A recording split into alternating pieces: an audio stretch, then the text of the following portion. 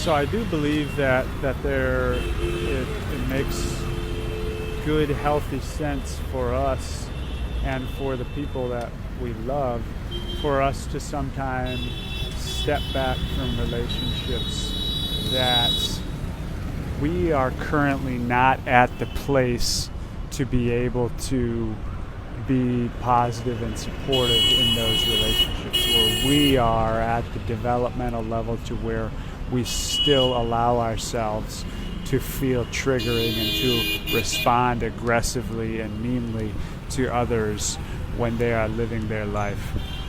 There's a saying over the past years, as I connected more with the psychedelic community and then different spiritual communities and personal growth, and just in general, there's a saying, similar, different types of, basically, I can't help others until I help myself. And so, as much as I may love people, if I'm at a place where I just react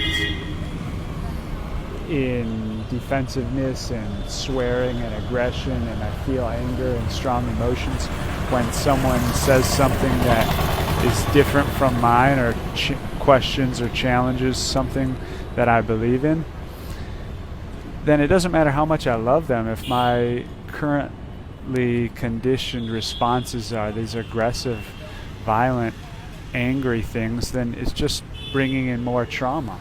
And so, yeah, definitely taking breaks in a loving way, I think that's very beneficial.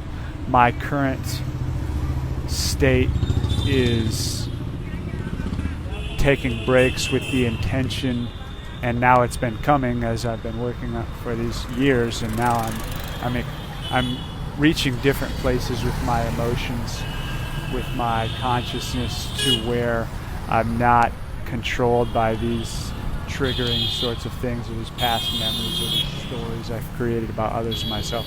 And so now I'm much more able to be in these conversations without responding in aggression, and I'm able to see like these, this situation that has been occurring in the United States over years, and then even more focused over this past year, and now in these past days.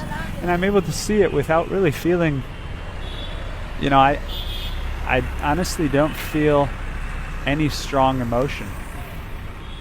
I'm just not nearly, I don't see it as terrible and scary. It's not something that I think is ideal, but it clearly is something that exists right now, or wouldn't be seeing it.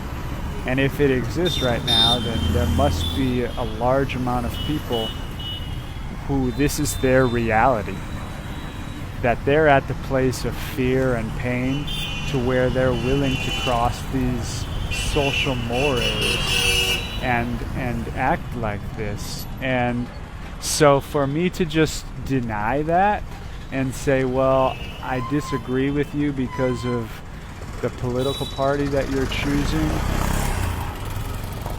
like, that seems pretty small-minded for me, and pretty selfish, really, for me to say, you know what, I'm not going to make the effort, which is a real effort.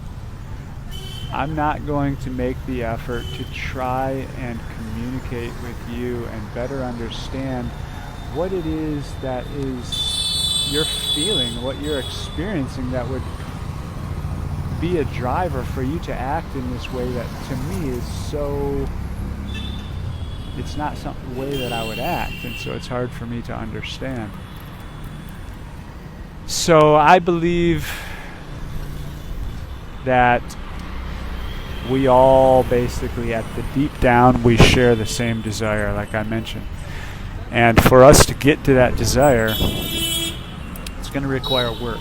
And it's not going to require the other person changing. It's always going to require me changing, and me growing, and me seeing the other person from a different perspective, so that I create a space that allows them to open up and examine the deeper causes for their fears, instead of having this reactionary back and forth conversation where both of us are talking about the very shallow outer aspects and no one's really talking about the deep stuff, and that's kind of, I hold no judgment on it, and I'm not saying anything negative about it, but that's kind of what I see with the majority of conversations that I see on Facebook whenever I look at during the times like this, where it's arguing back and forth about things that they're not the real topics, like even something as large as Donald Trump's presidency. That's not the real topic, clearly.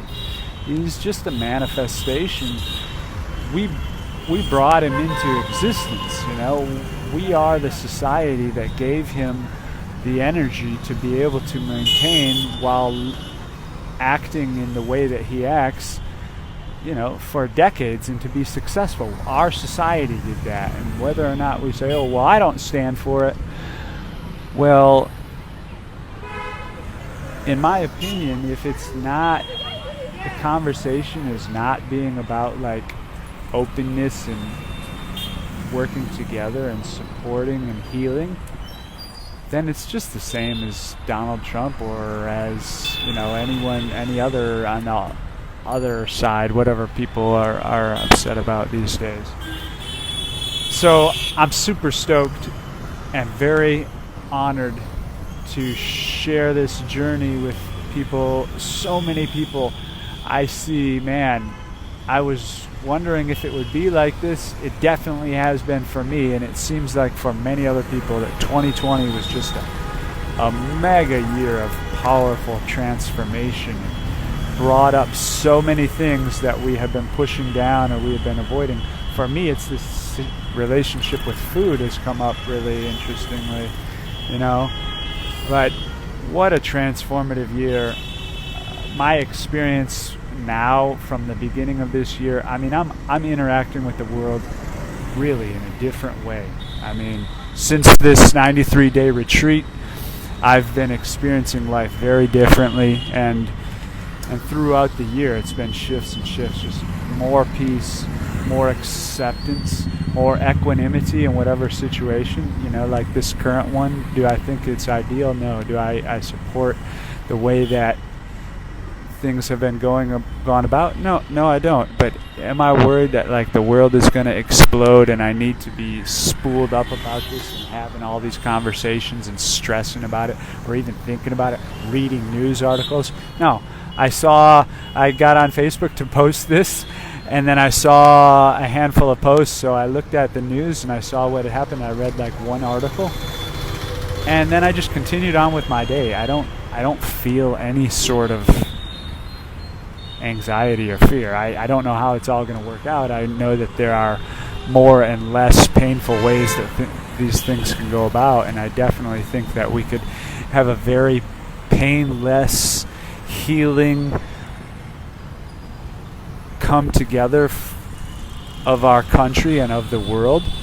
I think that that's very possible. It doesn't seem like that's the direction that us, the ones who are making the Facebook post saying I'm no longer going to be friends with this other person because they don't believe the same thing that I do. I don't believe that we're leading it in that direction, but I do believe that it's very possible. It's just going to take lots of humility and lots of open-mindedness and lots of saying, you know what, life is doesn't have a scoreboard.